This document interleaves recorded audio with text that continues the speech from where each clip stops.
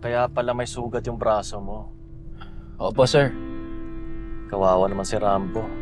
Gusto lang makilalang pamilya, niloko pa. Ano, kamusta na siya? Masakit daw po yung kamay. Buti na lang nga po, hindi malala nangyari sa aming mag-ama. Ay, kung alam ko lang, hindi na sana namin pinatulan ni Rambo yung hayop na yan. Hindi rin natin masisisi si Rambo. Siyempre, sa kagustuhan niya makilalang pamilya niya, nagiging vulnerable talaga siya sa mga ganyang modus. Hindi naman po namin siya sinisisi. Naintindihan po namin siya. At hindi lang siya ang nangungulila sa mga magulang, ha.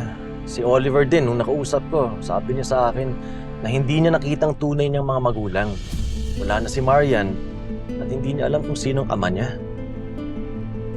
Sir, sasabihin po ba ninyo sa kanya yung tungkol sa inyo ng mami niya? Hindi ko pwedeng gawin yun kung ang pagbabasihan ko lang ay ang kutob ko. Paano po ba ninyo mapapatunayan na anak ninyo siya? Sa isang paraan lang.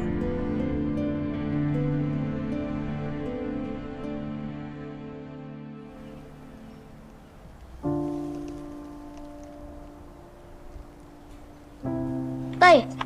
Robert! Tay, hindi po ako magtatagal dito. Bibigay ko lang naman po yung gamutin niyo eh. Nakalimutan niyo daw po, sabi ni nanay. Magmamadali daw po kayo eh. Salamat. Rambo, musta ka na?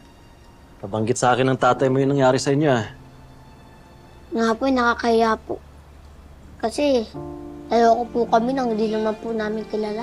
Ano ka ba? Huwag mo yun ikahiya. Umaasa ka lang naman na makilala mo ang pamilya mo, di ba? Akala ko nga po talaga makikilala ka ng totoo kong tatay. Hindi pala. Sama naman ng taong yun. Wala pa ba kayong suspect kung sinong gumawa nun sa inyo? Wala pa nga po, Sir Albert Hindi naman po namin namukhang yung siraulong yun. Uy, ang galing mo, ha? Bow. Talagang magaling ako. Uy, nakita kong umuwi yung mag-ama. Kaya lang, sa loob sila ng kwarto nag-usap. Hindi ko tuloy narinig yung kinausapan nila, sayang. Bakit nila ang anak mo, Gwada? Munti ko na nga malibing ang mag-amang pulpul. Yan! Yan ang bagay sa kanya kung ayaw niyang tigilan yung anak ko. Kaya mag-ingat kayo mag-ina dyan. Hindi kayo pwedeng mabuking. Hindi mangyayari yan, Rigor. Hindi namin pakakawalan si Eduardo. Ano?